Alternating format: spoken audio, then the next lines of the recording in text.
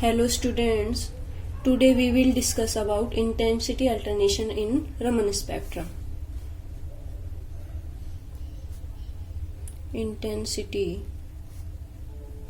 alternation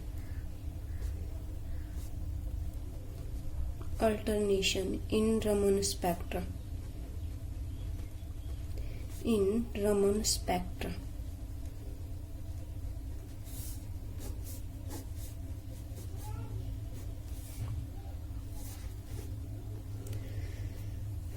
Let us start with second example, CO2.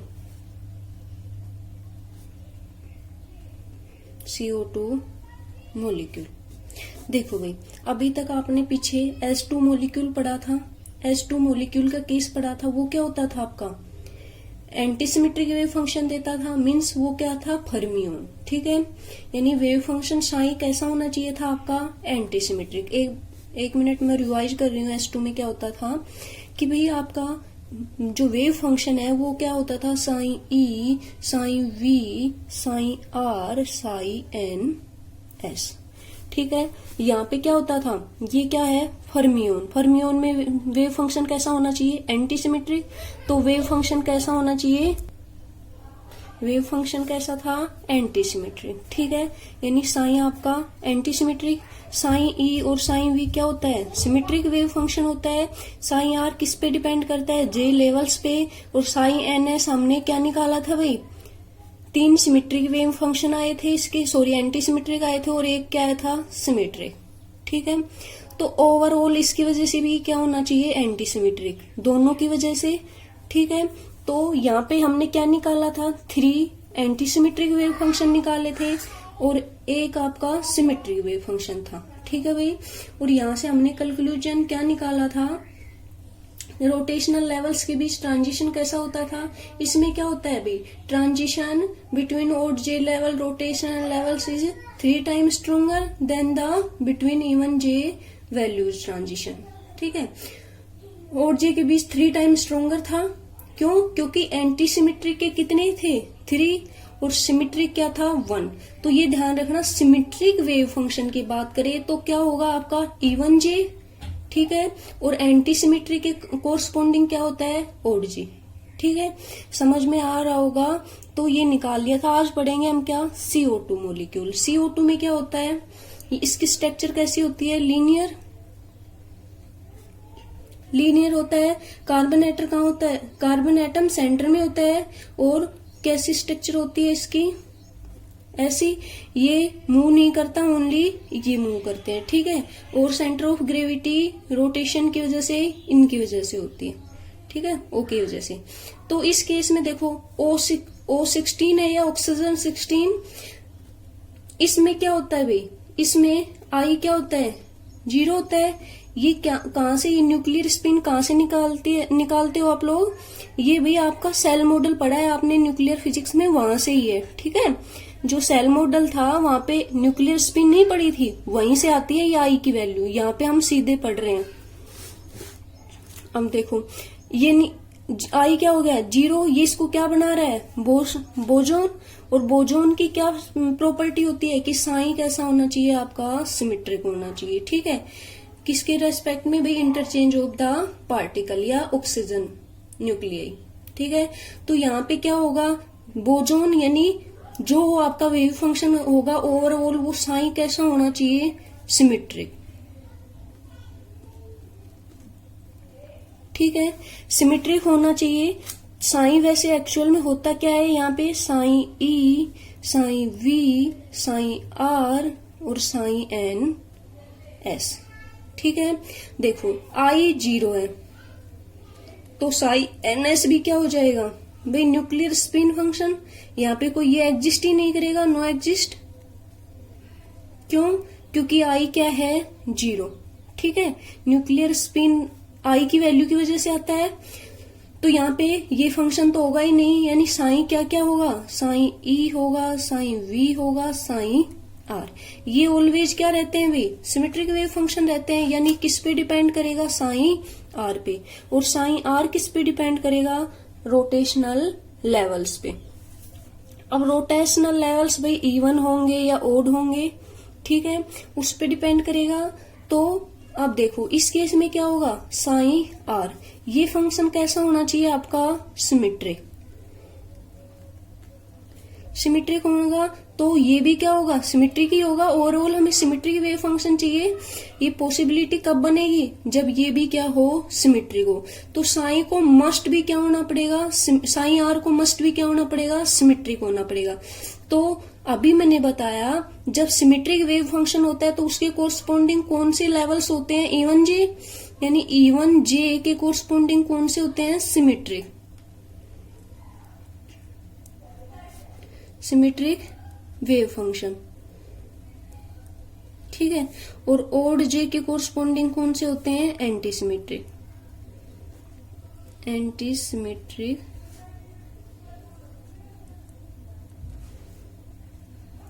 Wave function, ठीक है भाई। तो साइन यहाँ पे क्या होना चाहिए, सिमेट्रिक। तो इस केस में क्या होता है आपका, आई 0 हो गई। तो इसमें देखो ओनली कौन सी स्टेट्स पॉपुलेट होंगी आपकी, E1 J, E1 J exist only, only E1 J exist. और ओड J वाली क्या रहेंगी, मिसिंग रहेंगी, ठीक है। इंटेंसिटी में अल्टरनेशन आ जाएगा, क्यों, क्योंकि हाफ लेवल्स ही एग्जिस्ट करेंगे, उसके कोरस्पॉन्डिंग ट्रांजिशन एग्जिस्ट करेंगे। और ओड J लेवल सारे एग्जिस्ट करेंगे, लेकिन ट्रांजिशन ओनली E1 J वाले ही एग्जिस्ट करेंगे, ठीक है। ओड J आपका क्या रहेगा, मिसिंग रहेगा। और यही वजह है कि अल्टरनेशन आ जाता है किसमें, इंटेंसिटी में, ठीक है। अब बात करते हैं, हमने दो मॉलिक्यूल पढ़े हैं इसमें एग्जांपल लेके। एक तो पढ़ा है S2, वो क्या था आपका, फर्मियोन था। CO2 का केस हमने यहाँ पे ऑक्सीजन वाला लिया है, ये क्या बनाता है इसको भाई, बोजोन। तो वहां पे वेव फंक्शन एंटी सिमेट्रिक था, यहाँ पे सिमेट्रिक। वो भाई उसके कंसेप्ट थोड़े चेंज थे, क्यों, क्योंकि वहां पे साइन NS की वैल्यू होती थी, यहाँ पे साइन NS क्या है आपका, वेव फंक्शन एग्जिस्ट ही नहीं करता है। तो क्या होता है, इंटेंसिटी में अल्टरनेशन आ गया, क्यों, वहां पे तो क्या था कि भाई वहां भी भाई S2 मॉलिक्यूल में क्या था कि ओड J लेवल्स के बीच जो इंटेंसिटी मिल रही थी वो 3 टाइम क्या थी, स्ट्रोंगर, किससे, E1 J वाले से, ठीक है। और इस केस की बात करें, इसमें क्या है, ये आप पहले भी बता सकते हो इंटेंसिटी अल्टरनेशन के केस में कि क्या होता है कि आपकी ऐसे मिला भाई, CO2 मॉलिक्यूल में क्या मिला, CO2 का जब आपका इसका स्पेक्ट्रम खींचा गया तो ये देखा गया कि यहाँ पे ओनली E1 J एग्जिस्ट कर रहे थे ट्रांजिशन में, ओड J क्या थे, मिसिंग थे, ठीक है। ऐसे ही S2 में 3 टाइम स्ट्रोंगर थी ओड J लेवल्स के बीच जो ट्रांजिशन हो रहे थे कंपैरिजन टू E1 J, ठीक है। तो इस केस में क्या होता है, आपके ओनली E1 J एग्जिस्ट कर रहे हैं और इस वजह से क्या जाता है, इंटेंसिटी में अल्टरनेशन आ जाता है, ठीक है। तो ये आपका यहाँ से दो एग्जाम्पल लेकर समझाए गए हैं। अब यहाँ से एक न्यूमेरिकल पूछा जाता है, ये सिंपल सा है। ये कहता है कि भाई एक रेशियो होता है R, ठीक है। R होता है क्या, ratio of anti symmetric state to symmetric spin states, ठीक है। यानी anti symmetric spin state upon symmetric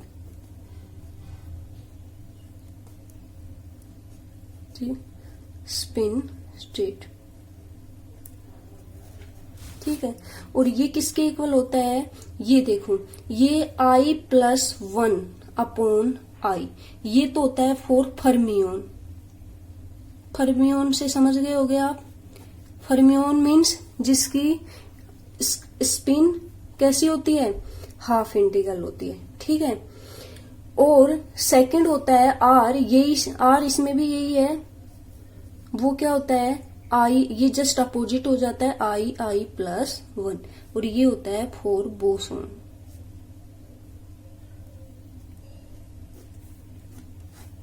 यहां से न्यूमेरिकल पूछा जाता है, यहां से आपको सीधा गिवन नहीं मिलेगा, यहां से पूछा जाएगा कि भाई इंटेंसिटी बताओ, R रेशो मिलेगा आपको और इंटेंसिटी पूछी जाती है, ठीक है। वो बता देगा कि भाई फर्मियोन है या पार्टिकल आपका बोजोन है, ठीक है, दोनों केसेस में आपसे यहाँ से न्यूमेरिकल पूछे जाते हैं।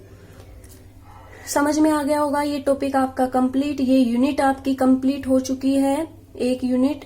अगर आपको इसमें कहीं भी प्रॉब्लम है तो आप पूछ सकते हो। यहाँ से क्वेश्चन कैसे आते हैं, पहला क्वेश्चन आपका पूछा जाता है रमन इफेक्ट क्या होता है, क्वांटम थ्योरी क्या होती है, क्लासिकल थ्योरी क्या होती है, ठीक है। 12 नंबर में आता है। इसके साथ एक छोटा क्वेश्चन 4 नंबर में पूछा जाता है रमन इफेक्ट से रिलेटेड, ठीक है। और सेकंड क्वेश्चन आपका आता है यहाँ से रमन इंटेंसिटी में से आता है एक तो, और इसके साथ ये भी 12 में आता है, और इसके साथ एक न्यूमेरिकल पोर्शन डाल देते हैं इंटेंसिटी वगैरह का, ये जैसे इसी पे डाल दिया, ठीक है। और Stokes line, anti Stokes line पे भी न्यूमेरिकल डाल दिया जाता है। तो सेकंड क्वेश्चन आपका यहाँ से आ जाता है। कई बार सेकंड क्वेश्चन आपका प्योर रोटेशनल इफेक्ट क्या होता है, vibrational Raman, vibrational rotational Raman, देखो ये सिलेबस में नहीं है लेकिन ये पूछा जाता है, इसको छोड़ना नहीं है, इसको भी पढ़ना है। तो यहाँ से यानी 8 में ही 2 पूछ ली जाते हैं, भी वाइब्रेशनल रोटेशनल पूछ ले, वाइब्रेशनल या Raman spectrum, pure rotational Raman spectrum, ये 2 8 में, यानी तीनों में से 8 में अल्टरनेट आ जाते हैं। कई बार ये पूछ लेता है, ठीक है भाई, समझ में आ गया होगा। लास्ट एक बार मैं दोबारा इसको रिवाइज करवा रही हूँ। ये इंटेंसिटी वाला ये थोड़ा सा डिफिकल्ट पड़ता है उनकी बजाय। इसमें ध्यान रखना इंटेंसिटी में अल्टरनेशन आ जाता है, ठीक है। और किसकी वजह से आएगा, सीधी सी बात है भाई, अल्टरनेशन इंटेंसिटी में तभी आएगा जब सारे के सारे ट्रांजिशन पॉसिबल नहीं हो, ठीक है। अब ट्रांजिशन यानी कुछ लेवल्स के बीच तो क्या रहेंगे, पॉसिबल रहेंगे, और कुछ के बीच क्या रहेंगे, मिसिंग रहेंगे, ठीक है। तो इसको हमने किसकी फॉर्म में बताया है, वेव फंक्शन की फॉर्म में बताया है। यहाँ पे जो पीछे पड़ा था वो इलेक्ट्रॉन वाला, उसको देखो, वो कंसेप्ट तो पार्टिकल का है लेकिन आप उसको याद इस तरह से रख सकते हो, कैसे कि भाई देखो इलेक्ट्रॉन के कितने कॉन्फ़िगरेशन बन सकते हैं, साइन अप साइन डाउन, ठीक है, या ये डाउन ये अप, दोनों डाउन या दोनों अप, ठीक है। स्पिन, सॉरी साइन नहीं, spin up spin down spin down spin up, दोनों डाउन और दोनों अप। तो ये पार्टिकल्स है, वैसे भी आपने ये किसमें क्वांटम में पढ़ रखा है तो ये आपको याद रह जाएंगे, ठीक है। उसके बाद 2 मॉलिक्यूल ले रखे हैं कि अल्टरनेशन इनमें ऐसे मिला, ठीक है। उसके अकॉर्डिंग इसको एक्सप्लेन कर रखा है। सबसे पहले H2 मॉलिक्यूल, वो एक फर्मियोन का केस है। कई बार 4 नंबर में CO2 मॉलिक्यूल अलग से भी पूछ लेता है कि भाई इंटेंसिटी अल्टरनेशन CO2 मॉलिक्यूल में कैसे आता है, ठीक है। तो इसको अलग से पूछ लेता है 4 नंबर में रमन इफेक्ट के साथ। तो इसमें किसकी वजह से होता है, इसकी I 0 होती है, न्यूक्लियर स्पिन, इस वजह से जो सिमेट्रिक वेव फंक्शन है वो रहेगा आपका, एग्जिस्ट करेगा। और सिमेट्रिक वेव फंक्शन के कोरस्पॉन्डिंग कौन से लेवल्स होते हैं, E1J होते हैं। और E1J वाला यानी आपके एग्जिस्ट करेंगे और ओड J वाले क्या हो जाएंगे, मिसिंग हो जाएंगे, ठीक है। यानी transition only E1J, lower state भी E1 हो जिसकी, और हायर स्टेट भी क्या हो, E1 हो, वो ही लेवल क्या करेंगे, एग्जिस्ट करेंगे। और ओड J यानी कि लोअर स्टेट भी जिसकी ओड हो और हायर स्टेट भी ओड हो, वो आपकी एग्जिस्ट नहीं करेंगी, यानी वहां पे लाइन आपका ट्रांजिशन क्या रहेंगे, मिसिंग रहेंगे, ठीक है भाई। ये आपका इंटेंसिटी वाला समझ में आ गया होगा। ये रेशो यहाँ से न्यूमेरिकल पूछा जाता है आपका, आर सिमेट्रिक फर्मियोन के केस में, बोसोन के केस में क्या होता है, ये आर गिवन मिलता है इसमें, और ये रेशो इंटेंसिटी पूछ लेता है।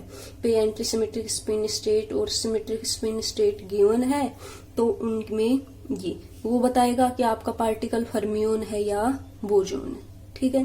फर्मियोन जिनके स्पिन इंटीग्रल मल्टीपल और हाफ इंटीग्रल मल्टीपल होती है, और बोसोन जिनकी स्पिन इंटीग्रल मल्टीपल होती है, ठीक है। ध्यान रखना फर्मियोन का हमेशा वेव फंक्शन कैसा रहता है, एंटी सिमेट्रिक रहता है, और बोसोन का वेव फंक्शन कैसा रहता है, आपका सिमेट्रिक वेव फंक्शन रहता है। इसके कंसेप्ट को यूज करके हम इंटेंसिटी अल्टरनेशन निकाल लेंगे। आपकी ये यूनिट कंप्लीट, कल से हम इसकी सेकेंड यूनिट स्टार्ट करेंगे। आप इसको पढ़ते रहिए, एक दिन आपका टेस्ट होगा, आपको बता दिया जाएगा कि आपका टेस्ट कब होगा, तो आप साथ के साथ तैयारी करते रहें।